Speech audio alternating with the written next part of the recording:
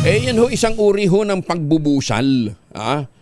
Pagsangka sa kalayaang makapagpahayag ng mamuna ang isang tao. 3 taong gulang na batang babae na daganan ng tumagilig na e-trike. Aba, nakaligtas naman ho ito. Detalye na balita mula kay Boy Gonzales, RH29. Boy, good morning. Good morning, Kuya Angel. Himalang nakaligtas ang isang 3 taong gulang na batang babae matapos na maaksidente na madaganan ng e-trike sa lungsod ng Maynila.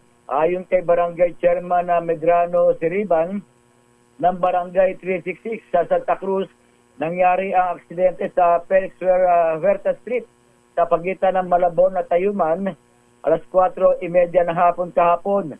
Ayon naman kay Police Major Jaime Gonzales, hepe ng NBCU o Manila District Traffic Enforcement Unit, sa kuha ng CCTV papatawid ang bata nang biglang nagpreno.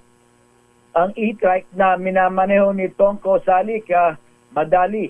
Dahil dito, tumagilid ang e-trike saka nabangga at tabagsakan at nakaladkad ang bata.